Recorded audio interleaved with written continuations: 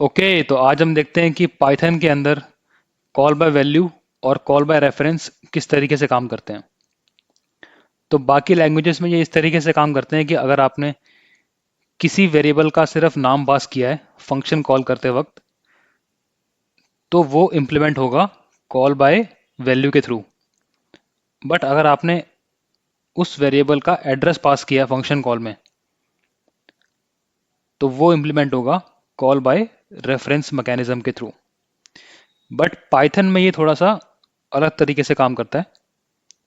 तो पाइथन में कंसेप्ट ये है कि अगर आपने किसी इम्यूटेबल टाइप के वेरिएबल को यूज किया है फंक्शन कॉल के थ्रू, तो वो इंप्लीमेंट होगा कॉल बाय वैल्यू की तरह। बट अगर आपने कोई म्यूटेबल कलेक्शन का यूज किया है, तो वो इंप्लीमेंट होगा कॉल बाय रेफरेंस के थ्रू। ओके, तो मैं आपको समझाता हूँ एग्जाम्पल के थ्रू। तो फॉर एग्जाम्पल हमारे पास एक फंक्शन है इंक नाम से। तो ये लेता है सपोज तीन पैरामीटर, एक ट्यूपल, एक लिस्ट और एक डिक्शनरी।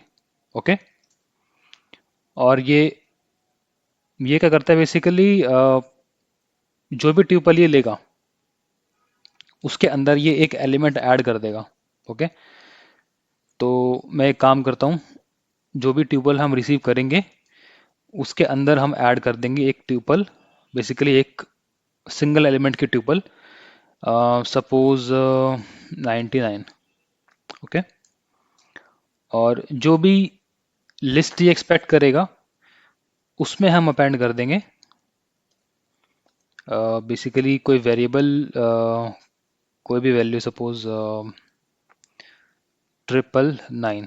ओके, और जो भी डिक्शनरी ये एक्सपेक्ट करेगा एज एन इनपुट, उसके अंदर हम एक की पास करा देंगे, सपोज वैल 9999, और उसकी वैल्यू होगी 9999।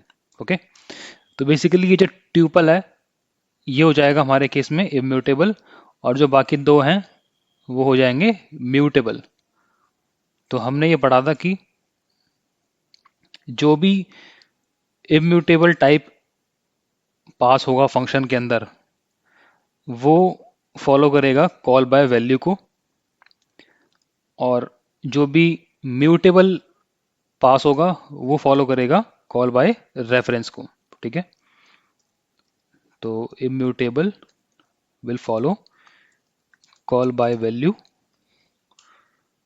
And mutable will follow call by reference. अब बेसिकली ये कॉल बाय वैल्यू और कॉल बाय रेफरेंस का मतलब क्या होता है। तो कॉल बाय वैल्यू का मतलब होता है कि एक कॉपी बनेगी उस वेरिएबल की और वो जाएगी फंक्शन के पास। और रेफरेंस के केस में क्या होगा, कोई कॉपी नहीं बनेगी बल्कि एग्जैक्ट वेरिएबल जाएगा कलेक्शन के पास। फॉर एग्जांपल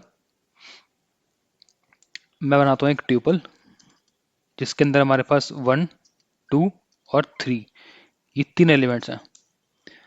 और एक बनाता हूँ मैं लिस्ट जिसके अंदर हमारे पास सपोज 11 22 और 33, ये तीन एलिमेंट हैं। और मैं बनाता हूँ सपोज एक डिक्शनरी जिसके अंदर हमारे पास वैल 1, और इसके अंदर हमारे पास 111,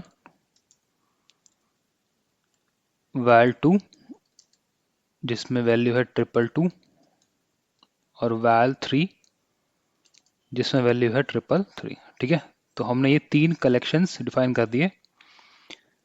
अब देखो, मैं एक काम करता हूँ, मैं इंक फंक्शन को कॉल करता हूँ और मैं उसके अंदर ट्यूपल, लिस्ट और डिक्शनरी तीनों पास करता हूँ। तो अभी देखो, ये जो ट्यूपल है ये जाएगा एज अ कॉल बाय, मतलब ये फॉलो करेगा कॉल बाय वैल्यू को। क्यों? क्योंकि ये एक म्यूटेबल टाइप है, और जो ये दोनों है लिस्ट और डिक्शनरी, ये फॉलो करेंगे कॉल बाय रेफरेंस को। तो बेसिकली ये जो ट्यूपल है इसकी तो एक कॉपी जाएगी फंक्शन डेफिनेशन के अंदर, लेकिन एलएसटी और डीसीटी, क्योंकि दोनों ये म्यूटेबल टाइप है, तो इसीलिए इनकी मतलब ये एग्जैक्टली यहाँ पे जाएंगे बेसिकली, ठीक है, इनकी कोई कॉपी नहीं जाएगी, ये दोनों वेरिएबल्स एज इट इज जाएंगे फंक्शन के डेफिनेशन के अंदर। अब उससे क्या होगा कि मैं एक काम करता हूँ, मैं पहले तो प्रिंट करवाता हूँ सपोज बिफोर, एंड देन मैं प्रिंट करवाता हूँ ट्यूपल को, लिस्ट को और डिक्शनरी को, ठीक है। तो ये तो होंगी इनकी इनिशियल वैल्यूज। मैं एक काम करता हूँ, मैं इसको थोड़ा सा फॉर्मेटिंग कर देता हूँ।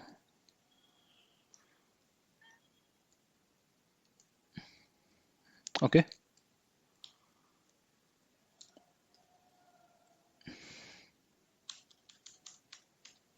ओके, तो हम क्या करेंगे यहाँ पे, हम इसको प्रिंट करा के दिखाएंगे कि बिफोर ये तीनों कलेक्शंस क्या थे, उसके बाद क्या होगा,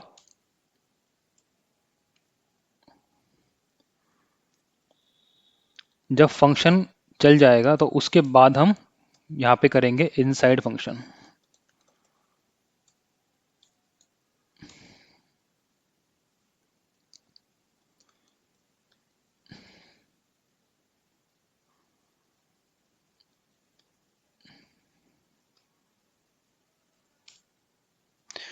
और मैं एक काम करता हूँ कि मैं इन तीनों को फंक्शन के अंदर कॉल कराऊंगा ना, तो मैं इन तीनों को फंक्शन के अंदर प्रिंट करवा के चेक करता हूँ।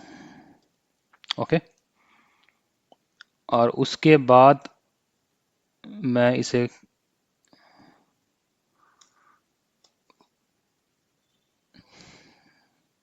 After ink.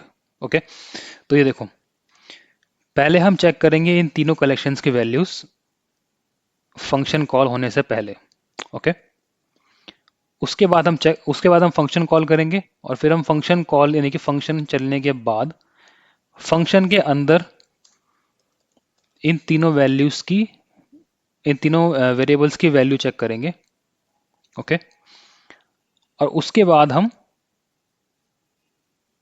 After ink executed suppose, ठीक है, तो सबसे लास्ट में हम इंक के चलने के बाद उनकी वैल्यूज को चेक करेंगे। तो देखो ये कुछ इस तरीके से होएगा कि सबसे पहली बात तो क्या होगा, ट्यूब, एलएसटी और डिक्शनरी, ये तीनों variables as it is print हो जाएंगे। ओके, उसके बाद क्या होगा, फंक्शन चलेगा। तो फंक्शन चलेगा तो क्या होगा, क्योंकि हमने ट्यूपल, लिस्ट और डिक्शनरी को एज इट इज पास किया हुआ है, तो वो तीनों यहाँ पे आएंगे, और ट्यूपल में ये ऐड होगा, एलएसटी में ऐड होगा, और डिक्शनरी में एक की वैल्यू पेयर ऐड होएगा। तो इन तीनों के अंदर ये तीनों चेंजेस हमें शो हो जाएंगे। बट क्योंकि ट्यूपल जो है वो गया है कॉल बाय वैल्यू के थ्रू, तो जैसे ही फंक्शन से ये बाहर आएगा, यानी कि जब ये यहाँ चलेगा लास्ट में, तो ट्यूब के अंदर हमें वो एलिमेंट नहीं मिलेगा जो हमने फंक्शन कॉल के अंदर ऐड किया, यानी कि 99। बट क्योंकि लिस्ट और डिक्शनरी गए हैं, मतलब लिस्ट और डिक्शनरी फॉलो करेंगे कॉल बाय रेफरेंस को, तो बेसिकली उनकी एग्जैक्ट इमेज वहां पे जाएगी, ठीक है, तो एग्जैक्ट वेरिएबल्स यहाँ पे जाएंगे।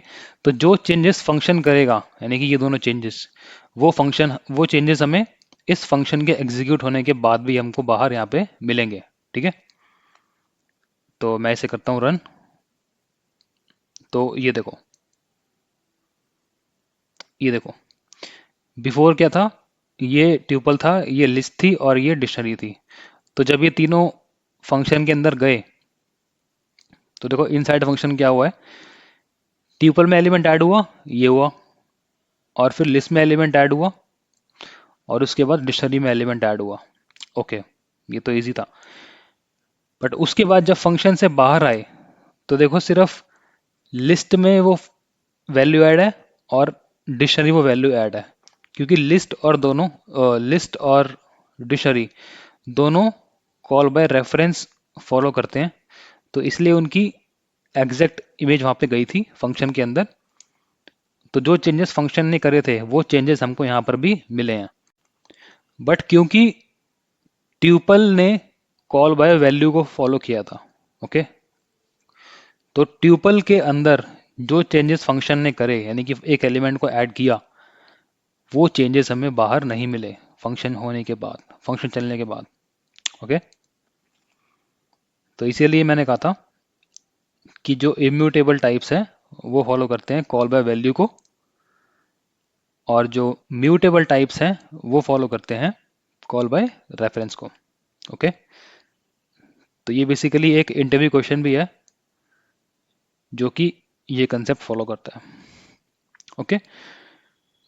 So thank you so much for watching this video and have a great day.